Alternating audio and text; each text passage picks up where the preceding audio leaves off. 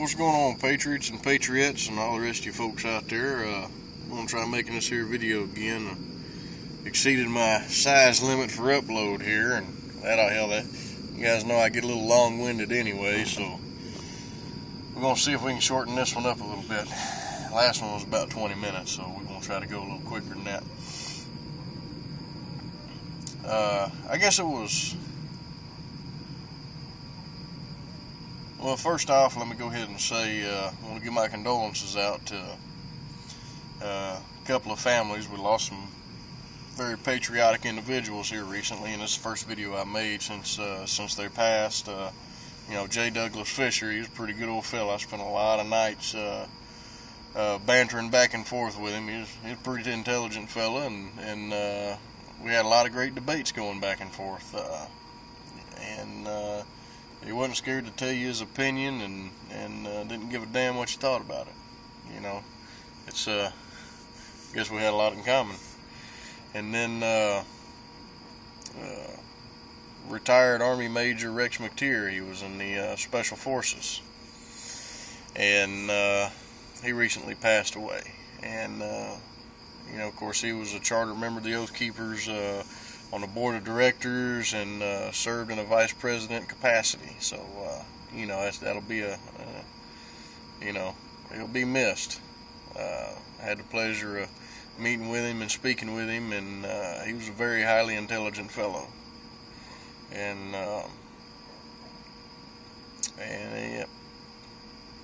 they'll both be missed. And my condolences goes out to the friends and families of those fellows. And getting on to the topic of discussion here.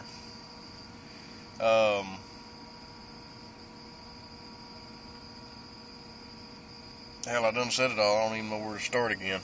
Alright.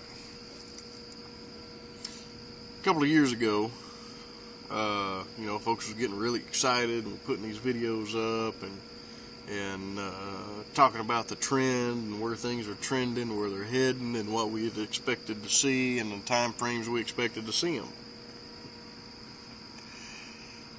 And I firmly believe that things would have come apart a long time ago, about 3.5 years ago, if it weren't for this cockamamie scheme that was dreamed up by these individuals that we come to know is the bailouts.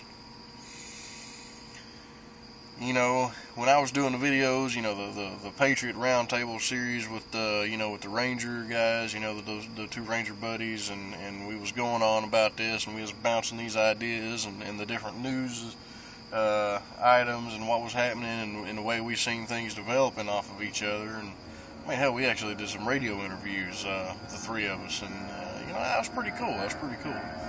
But let's wait for this bastard to fly over. I feel like talking over it.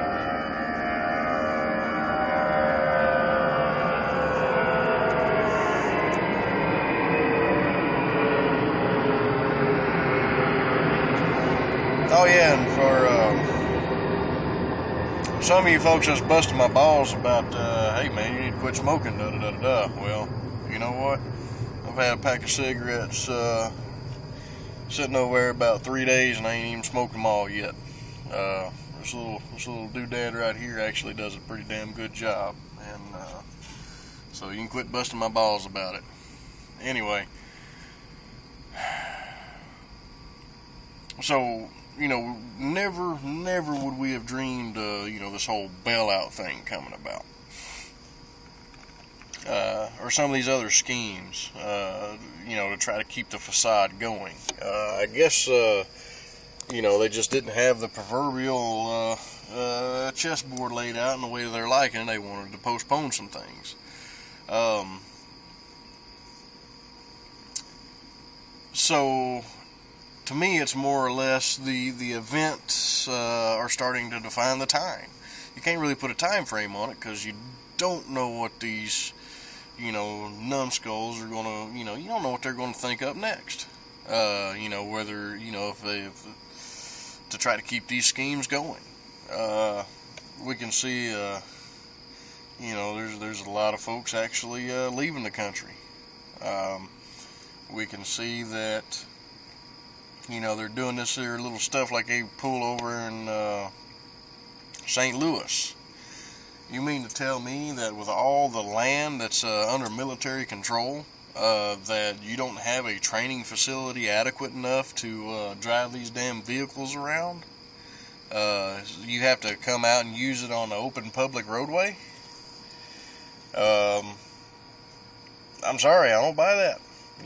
Training that's not the real live mission here, is it? The fact that we got foreign troops training with our guys here, that's nothing new. That's happened for a long time. But the places they're training, the amount of just the number of these foreign fuckers that they got over here is enough to make you raise your eyebrow a little bit. And then what they're training for. When you hear what they're actually training for, that'll definitely make you raise your eyebrow. There's a little something going on there. Whenever you have the 480 million rounds being purchased, the hollow point variety, well, we know that's not going to be issued out to the military to be using, across the wild blue yonder there. We know that's not going to happen because, well, didn't we sign some sort of convention saying we can't do that? And then, let's see here, what else we got going on? Oh, the drone bases, 60 some odd drone bases here domestically. Hell, we got spy satellites. Why the hell do you need drones? Oh, because I guess these drones are going to be under local control. And hell, I even seen where Reapers were specifically named as being, planned on being deployed. Correct me if I'm wrong. I'm not above making a mistake, and I could be making one here. But it's it's my contention that it started off as basically a little RC plane. They strapped cameras to it to give some sort of little real-time overview of the battle space and, limited capacity for some of the smaller units and things of that nature. And then it kind of evolved into what you have, the Predator, and then, of course, then the Global Hawk comes around, bigger, higher altitude, more endurance and stuff like that. And, of course, it goes from, it's no longer being controlled by, basically just a handheld radio buzzing around. It's done through basically satellite uplink and things like that.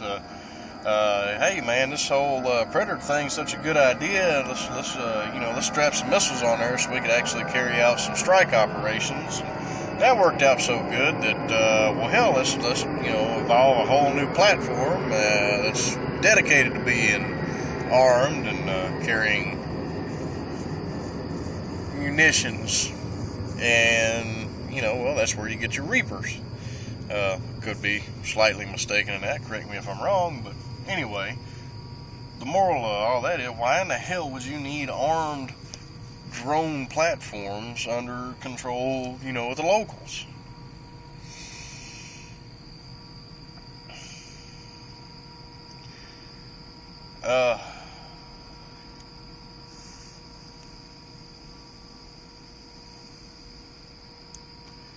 Here's another thing.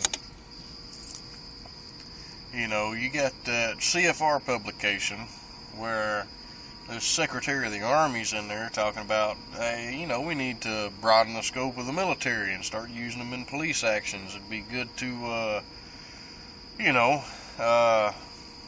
good for these guys to become, more apt to be able to deal with things overseas. So you basically want to put them in domestic police roles and things like that. So basically just another training. You mean to tell me that all this stuff you boys got that's under military control, that you don't have an adequate training facility to do that? If indeed it is for overseas.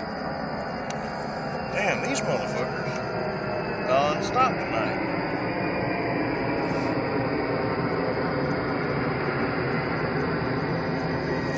Alright. They're actually throwing, whatever. How are we doing on time? 10 minutes, okay. Let's try to wrap this up. So you get all this stuff happening. You got the pigs going under, the euro's in collapse. Screw the $1 billion Greek bank run. Try, like 3.5 to 4 billion. I mean, the euro's done, the pigs are done. They're just trying to keep the facade of control going. I think even Soros was saying they got just a few days in order to get this stuff squared away, or it's done for.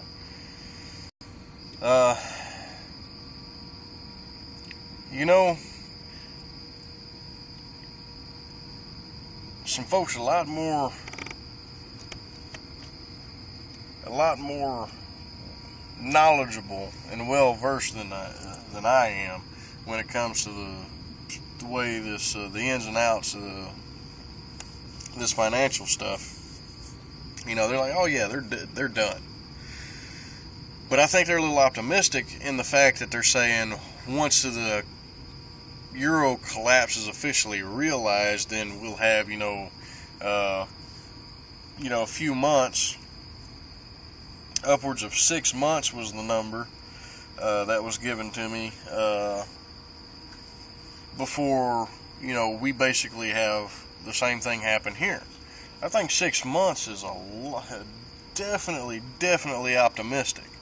Of course, he knows more about it than I do, but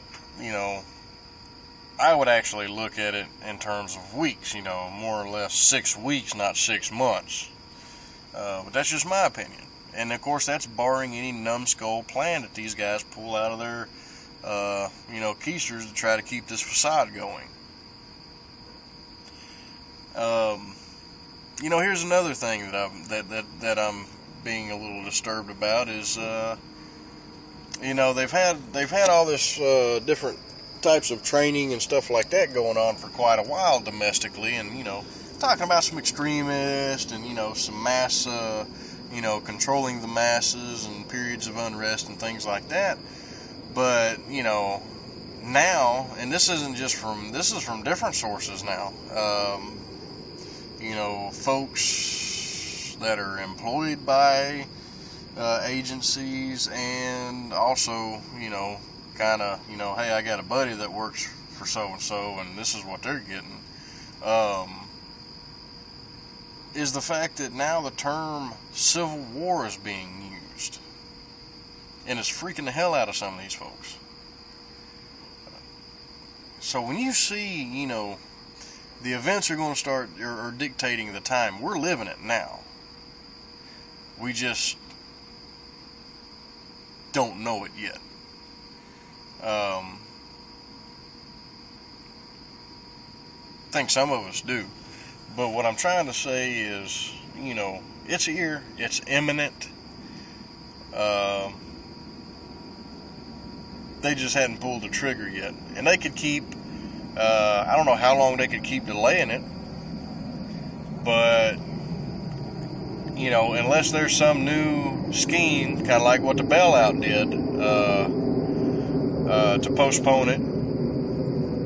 I think October, is going to look pretty, I think there's going to be one hell of an October surprise. I think the end of 2012 is going to look pretty sporty, and getting into 2013 is going to be somewhat awesome, and not in the conventional use of that term either.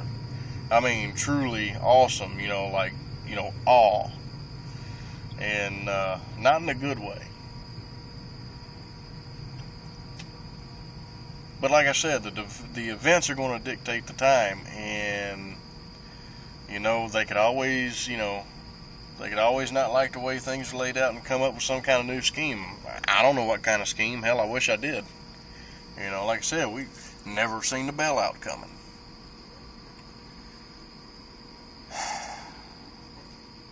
So I'm going to leave it there. Y'all have a good one.